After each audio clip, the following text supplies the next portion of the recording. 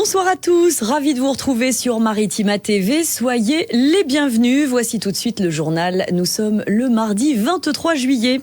À la une, ça y est, à Marseille, le Vélodrome s'apprête à recevoir le premier match de foot des Jeux Olympiques. Et oui, déjà, le rendez-vous est donné demain à 21h pour le très attendu France-USA. Et aux abords du stade, les restaurateurs sont déjà dans les préparatifs. Alors, comment appréhendent-ils cette rencontre ? Michael, Nour, Stéphane et Robert répondent à Bérénice Vazac. On sait qu'il est plein le stade. Après, l'affluence qu'il y aura autour du stade, on n'en a aucune idée. La manière dont ça va consommer, on ne sait pas non plus. Mais pour l'OM, on a beaucoup d'affluence. Donc du coup, C'est plus de 50% du chiffre d'affaires ou pas du tout ? ouais, voire plus. Vous pensez que ce sera la même clientèle que d'habitude ? Non, pas Marseille. Plutôt des personnes qui viennent de l'international ? International, partout en France peut-être. Là, on est dans l'incertitude parce qu'on n'a pas de retour, donc on ne sait pas ce qui se passe exactement pour les Jeux Olympiques. Donc on attend le premier match pour savoir un peu comment ça va se passer. On va faire comme si c'était un match de l'OM, avec 60 000 supporters de l'OM. On va faire pareil, en espérant que ce sera la même chose. Prévoir de quoi les restaurer et surtout les abreuver. Voilà. Enfin, sachez, si vous avez prévu d'assister au match, il est vivement conseillé, recommandé de se rendre sur le site au moins 2h30 avant le début de la rencontre. N'oubliez pas également que la circulation est interdite boulevard Michelet à Marseille dès 16h demain.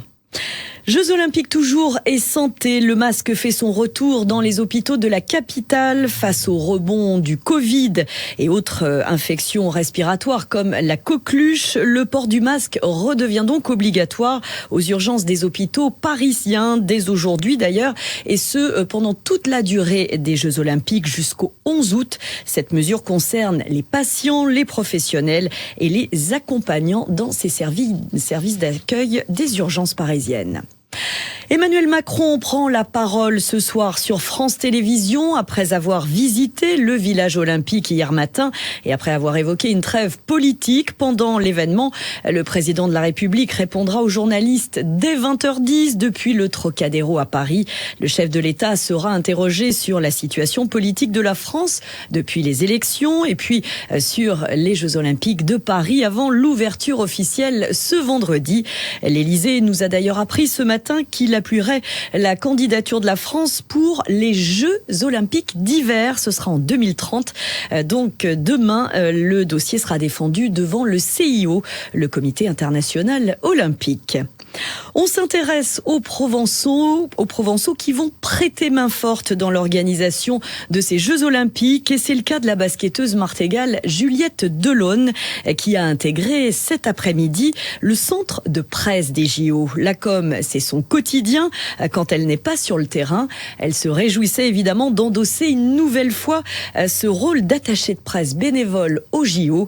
Écoutez ses confidences, c'était ce matin sur nos ondes au micro de Manuel Danlois. Il va y avoir 2 médaillés par jour qui vont venir faire des conférences de presse sur place, donc ça devrait être super sympa. Alors vous avez envie de rencontrer certains sportifs, certains athlètes que vous rêvez de rencontrer, de côtoyer et d'approcher avec pourquoi pas des selfies ? Oui, c'est sûr qu'alors pour l'instant je me suis pas encore fait de wishlist d'athlètes, mais bon, c'est vrai que c'est l'occasion d'approcher des sportifs, surtout d'autres pays, parce que les Français, on a un peu plus l'occasion de les voir dans le coin. Donc, si par exemple quelques athlètes de Team USA au basket peuvent passer, je serais pas malheureuse. Je suis partie à Rio en 2016, donc c'est ça du coup qui m'a donné le goût de ces Jeux Olympiques et de pouvoir y participer en tant que volontaire. J'avais appliqué pour Tokyo, mais j'ai pas été sélectionnée. Donc là, Paris, c'est l'occasion de retrouver toutes les sensations de cet événement incroyable. Une belle aventure donc pour la martégale Juliette Delaune qui aura à cœur, comme les 45 000 autres bénévoles, de faire de ces JO 2024 une réussite. 2 des 7 skateurs et skateuses français qui iront aux JO sont marseillais. Le saviez-vous? Dans le milieu du skate, le fait que la discipline soit devenue olympique fait débat au célèbre bowl du Prado à Marseille. Quels sont les avis des principaux intéressés? Reportage d'Ethan Bocage. Ici, les avis divergent. Pour Charlie, qui skate depuis 5 ans, les Jeux Olympiques ne peuvent qu'apporter du positif à la discipline.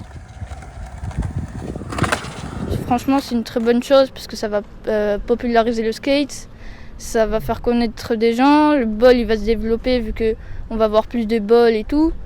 Et aussi les mairies vont se dire tiens attends c'est trop stylé, ça commence à monter un peu de popularité, on va faire des balles, on va avoir des nouveaux adhérents, donc je trouve ça super quoi. D'autres sont moins dithyrambiques. C'est le cas de Franck, père d'une jeune skateuse et habitué des skateparks. C'est compliqué puisque les skateurs ça a toujours été un peu punk, le fait que ce soit une discipline olympique, on rentre un peu dans une entreprise quoi. Et c'est pas forcément l'esprit du skate à la base. Après ça amène quand même des choses positives aussi pour ceux qui n'aiment pas forcément les JO. Et je pense que voilà, il y en a pour tous les goûts. On ne force pas quelqu'un à faire les JO s'il n'a pas envie. Si vraiment il a envie, il se donne les moyens d'y aller.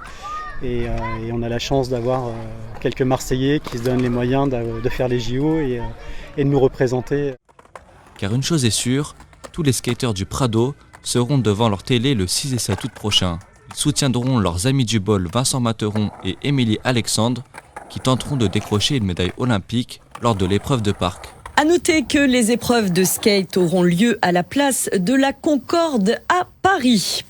Demandez à la police municipale de surveiller votre domicile pendant votre absence.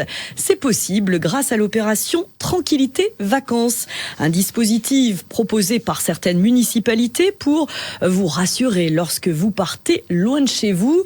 C'est le cas à Aubagne ou encore à Fos qui réitère cette saison. L'été dernier, nous avions justement suivi la brigade chargée de cette opération à Fos. Reportage de Joe Temple. Donc le nom et le prénom, l'adresse, la période auquel il s'absente, et après toutes les caractéristiques qui concernent le domicile. Donc par exemple, en général, ce sont souvent les gens qui ont une maison, qui nous sollicitent pour les OTV. Donc ils peuvent nous donner ou pas l'autorisation de rentrer dans le portail, du moins dans le jardin, pour pouvoir avoir un visu plus important de l'extérieur de la maison par exemple. Sinon, si on n'a pas l'autorisation, on reste à l'extérieur et on fait un visuel de l'extérieur. Entre ses mains, le brigadier chef principal, Yann, tient la fiche d'information remplie par les riverains. Cette fiche est le point de départ des opérations Tranquillité Vacances, les OTV. Ce matin, il y a 3 domiciles à aller vérifier. Il est 10h, ils sont en service depuis 5h. Yann et son collègue Henri embarquent dans leur voiture. Nous, on peut, si l'activité le permet, passer 1 à plusieurs fois par jour pour s'assurer que la maison n'a pas été dégradée de l'extérieur, que tout est en ordre, qu'il n'y a pas eu d'effraction, qu'il n'y a pas de voiture stationnée devant qui pourrait paraître suspecte, plein de petites choses qui permettent de rassurer. OTV 017 RS. Le dispositif entièrement gratuit est de plus en plus demandé. Une réussite pour les policiers qui peuvent rassurer les populations, mais surtout dissuader les potentiels cambrioleurs en repérage. Les gens nous croisent dans la rue, se posent des questions. Au début, ils ont des craintes. C'est bizarre, cette maison est surveillée, donc on leur explique pourquoi. Et ils se disent, tiens, c'est bon à savoir, la prochaine fois que je partirai en vacances, je ferai la même chose. Nous, du coup, on passe de plus en plus, on passe de partout, ça rassure. Et effectivement, les gens nous voient, donc ça dissuade. Plus on aura d'OTV, mieux ce sera. Tout se passe bien dans le quartier ces derniers jours ? En moyenne, chaque jour, durant la période estivale, ce sont 10 à 12 maisons qui ont demandé à être surveillées à Fos-sur-Mer. En totalité, d'après Bruno Vernet, chef de la police municipale, près de 1000 passages seront effectués sur l'année. Un travail assez conséquent que la police municipale s'emploie à réaliser quand le temps le leur permet. Si vous êtes intéressé par ce dispositif, n'hésitez pas à vous rapprocher de votre police municipale. Retour au sport en football. Le football club de Martigues a officialisé aujourd'hui l'arrivée du milieu de terrain en prêt depuis le club de Malmö en Suède. Il signe jusqu'en 2026. Le club de la Venise provençale a donc annoncé sur son réseau social X que, retenez bien son nom, Mahamé Sibi devient la 3e recrue du mercato. En provenance donc de ce club suédois, le milieu de terrain est passé par le RC Strasbourg, le Paris FC et il s'engage en prêt donc avec les 100 et or jusqu'en 2026. Milieu de terrain relayeur imposant, 1m92 pour 85 kg. Il rejoint ainsi les 2 nouveaux joueurs, Steve Solvet et Yannick Ethil. Du côté de l'OM, c'est un milieu de terrain international danois qui débarque. Il s'agit de la 4e recrue. Le club marseillais a officialisé hier soir la signature de Pierre-Emile Højbjerg en provenance de Tottenham sous la forme d'un prêt avec option d'achat. Un joueur d'expérience à la recherche d'un rebond. Le Danois a participé à 36 des 38 matchs de Premier League avec le club londonien et il a disputé tous les matchs de sa sélection à l'Euro. D'autres recrues pourraient rejoindre l'OM. Le président Pablo Longoria s'est justement exprimé récemment. C'était lors de la dernière conférence de presse sur les profils recrutés et surtout sur le projet mené avec le nouvel entraîneur de Zerbi. Je vous propose de l'écouter au micro de Mathis Muru.